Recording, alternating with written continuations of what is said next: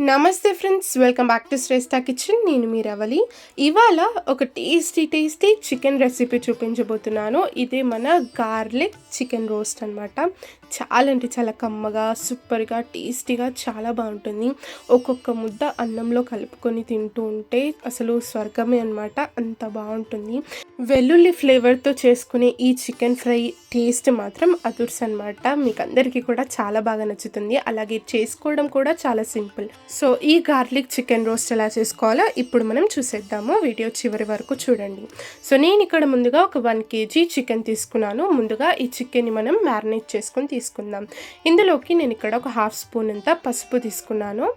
ఇందులోకి ఒక 2 స్పూన్స్ అంత సాల్ట్ కూడా వేసుకుందాం. మనకు రుచికి సరిపడా సాల్ట్ మనం వేసుకోవచ్చు, కావాలంటే తర్వాత కూడా యాడ్ చేసుకోవచ్చు. నెక్స్ట్ ఇందులోకి ఒక 1 స్పూన్ అంత అల్లం వెల్లుల్లి పేస్ట్ కూడా వేస్తున్నాను. ఆ తర్వాత కొంచెం నిమ్మరసం వేసేసుకొని ఇవన్నీ కూడా చికెన్కి మంచిగా పట్టేలాగా ఒకసారి బాగా కలిపేసుకొని ఒక 30 నిమిషాల సేపు దీన్ని మనం అలా పక్కన పెట్టేసుకుందాం.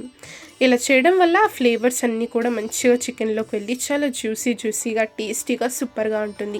ఇలా దీన్ని పక్కన పెట్టేసుకొని ఈ గార్లిక్ చికెన్ రోస్ట్లోకి మనం మంచి మసాలా పౌడర్ని అయితే ప్రిపేర్ చేసుకుందాం. దానికోసం ఒక 3 టేబుల్ స్పూన్ల ధనియాలు ఇలా మిక్సీ జార్లోకి వేసుకున్నాను. అలాగే ఒక 1 స్పూన్ జీలకర్ర, అలాగే ఒక 1/2 స్పూన్ అంతా మిరియాలు కూడా నేను ఇక్కడ వేస్తున్నాను. అలాగే ఒక 3 ఇలాచీలు, 2 లవంగాలు, కొంచెం దాల్చిన చెక్క వేసుకున్నాను. అలాగే ఒక 4 స్పూన్స్ అంతా కారం కూడా ఇందులోకి వేసుకున్నాను.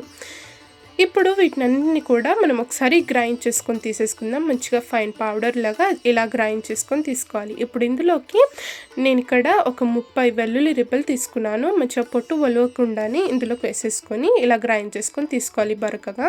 ఇలా చేయడం వల్ల చాలా అంటే చాలా టేస్టీగా మనకు ఈ చికెన్ రోస్ట్ అనేది రెడీ అవుతుంది అనమాట. వెల్లుల్లి ఫ్లేవర్తో సూపర్ టేస్టీగా, యమ్మీగా, కమ్మగా ఉంటుంది.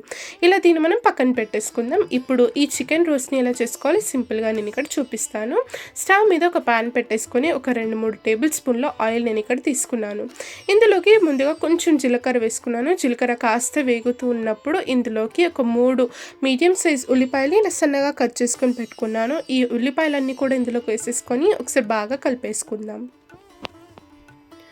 ఇలా కలుపుకొని ఉల్లిపాయలన్నీ కూడా మంచి బ్రౌన్ కలర్లోకి వచ్చేంత వరకు చక్కగా వేయించుకోవాలి హై ఫ్లేమ్లో. చూసారు కదా, ఇలా రంగు మారాక ఇందులోకి మనం మ్యారినేట్ చేసి పెట్టుకున్న చికెన్ అంతా కూడా ఇందులోకి వేసేసుకుందాం. చూసారు కదా, ఇక్కడ నేను 30 to 40 మినిట్స్ సేపు చికెన్ మంచిగా మ్యారినేట్ చేసి పెట్టుకున్నాను. ఇలా ఈ చికెన్ అంతా కూడా ఇందులోకి వేసేసుకొని ఒకసారి బాగా కలిపేసుకొని హై ఫ్లేమ్లో ఒక 5 మినిట్స్ సేపు దీన్ని మంచిగా మనము ఉడికించుకోవాలి చికెన్ని. ఇలా ఒక 5 మినిట్స్ సేపు మంచిగా హై ఫ్లేమ్లో మగ్గించుకున్నాక మంటను మీడియం ఫ్లేమ్ లేదా లో ఫ్లేమ్లో పెట్టేసుకొని చికెన్ని మంచిగా మెత్తగా ఉడికేంత వరకు చక్కగా మనము మగ్గించుకోవాలి. చూసారు కదా, మంచిగా మెత్తగా చికెన్ ఉడికేంత వరకు చూసుకొని ఇది మనము మగ్గించుకుంటే సరిపోతుంది. చూసారు కదా, ఇక్కడైతే నాకు చికెన్ అంతా కూడా ఒక 95% వరకు మంచిగా ఉడికిపోయింది. ఇప్పుడు ఇందులోకి నేను కొంచెం ఇక్కడ కరివేపాకు వేసుకుంటున్నాను.